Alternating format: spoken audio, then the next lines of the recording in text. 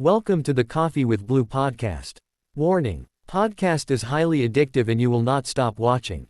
Make sure to like and subscribe, share with everyone.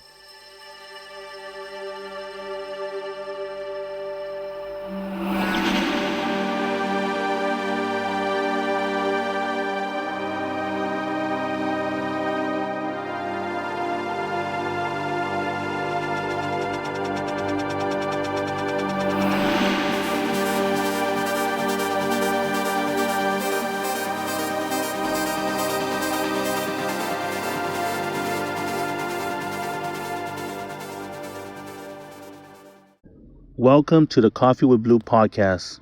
I'm your host, Blue, and I'm so happy to be here with all of you today. This is episode 2 of season 1, and I gotta say, I've never been so excited to stream until now.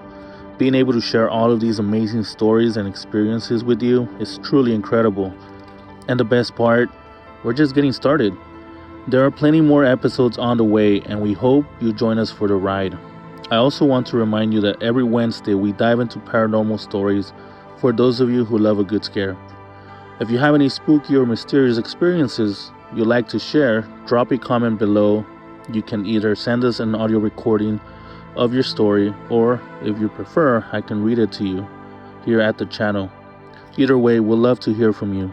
Remember, this is your go-to podcast for entertainment, and we're here to stay. So sit back, relax, and let's get started. Also, before we get started, I want to remind you guys that we have officially opened the official page on TikTok from CoffeeWithBlue Podcast. Look us up at CoffeeWithBlue.po.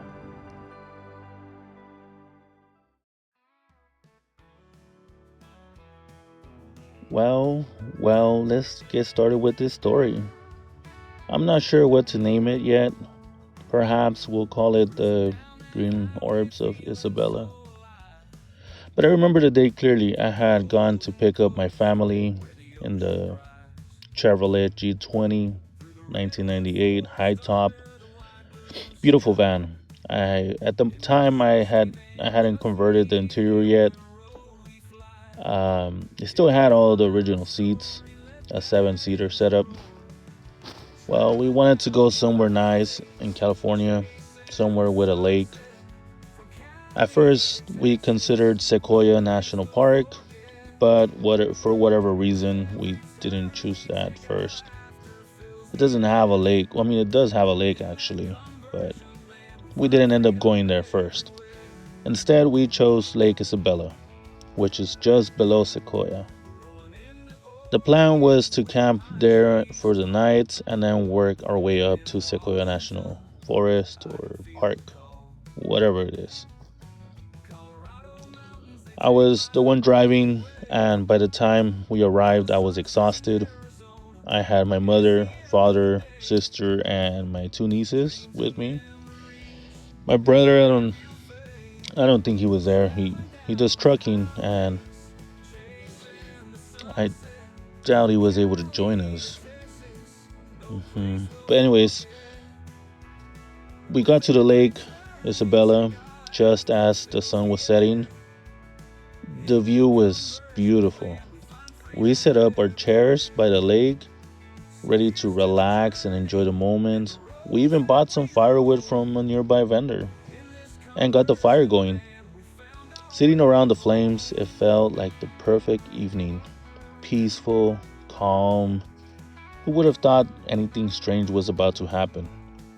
It all started with my sister decided to go to the restroom. Since it was dark, my dad went with her. A little while later, my older niece decided to go too, while the youngest stayed back with my mom and me near the van.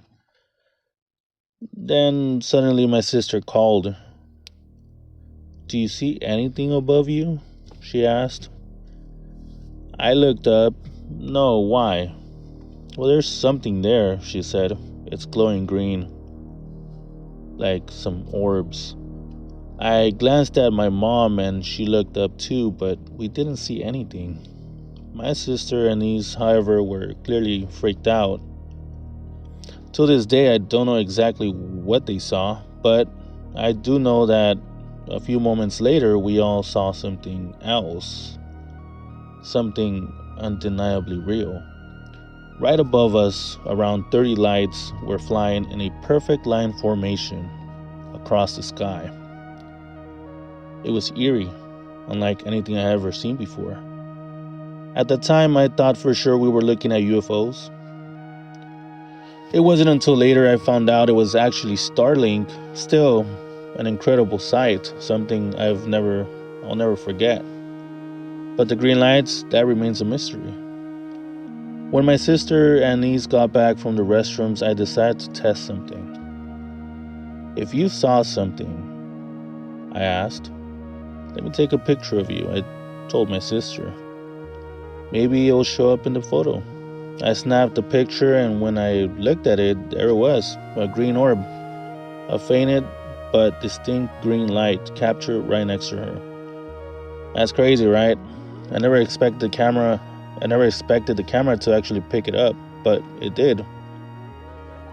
After seeing that, my sister decided she was not gonna stay for the night at the lake. We decided to leave. To this day, I don't know what it was, but whatever it was real. And that is the story of the green orbs of Isabella.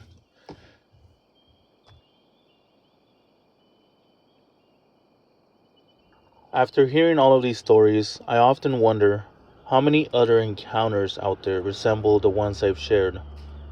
The unknown has a way of capturing our curiosity, drawing us in time and time again. This next story is just as mysterious as the last, adding another piece into the puzzle. It offers a detailed glimpse into one of many unique and unexplained encounters. Let's dive into it.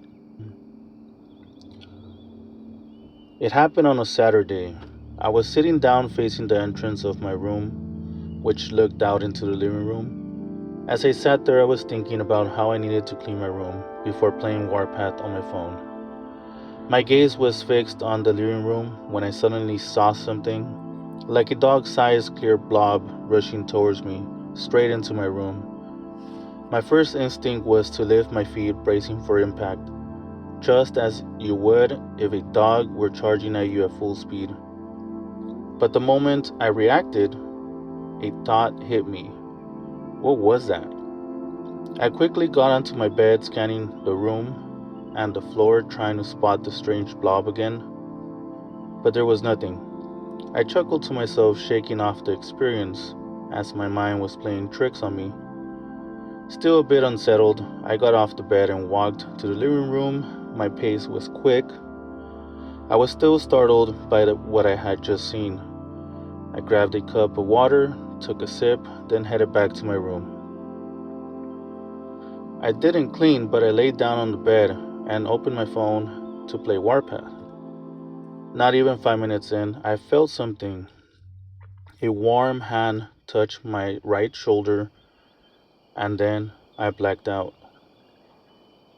When I came to, I found myself standing on a futuristic white metallic balcony. The structure was curved, seamless, with no visible angles. In the distance, I saw towering green trees and mountains stretching across the horizon. The balcony hovered above the treetops, and not far away, 3, maybe 4 metallic gray disc-shaped craft floated silently above the tree line. I was stunned, my mind raced. Where am I? Just moments ago, I had been laying in bed playing on my phone. I was fully aware of that. Yet here I was, in this surreal place. I turned around and saw something even more bizarre. A humanoid figure. It was a gray, hybrid alien dressed in clothing, a green long-sleeve, squared-patterned shirt and blue jeans. He sat casually on a hovering futuristic chair. The craft itself looked like one solid piece, sleek and seamless. It was fascinating. I studied the alien's features. It had the typical large black eyes, but as I observed, I noticed something. It tilted its head slightly, almost as if trying to process my presence. At first, it didn't seem to notice me, but the moment it did, I felt the same warm sensation on my shoulder again. Then, just like that, I was back in the room. My phone was still in my hands, but its battery was nearly drained. As if long time had passed. How much time did I lose? I don't know. The strangest part, when I looked at the alien, I felt something unexpected. Not fear, but shock. Not my own, but his. It was as if he was surprised to see me there. The experience lingered in my mind for days. Then on Monday, while working a concrete pour at 7 a.m., I saw something that sent chills down my spine. Hovering above our job site was a metallic pebble-shaped craft with a smooth, curved surface. I wasn't the only one who saw it. 6 of us stood there watching it in disbelief. It remained in the skies for 2 hours, silently hovering above us. You have reached the end of this episode. Make sure to like and subscribe. Thank you for watching.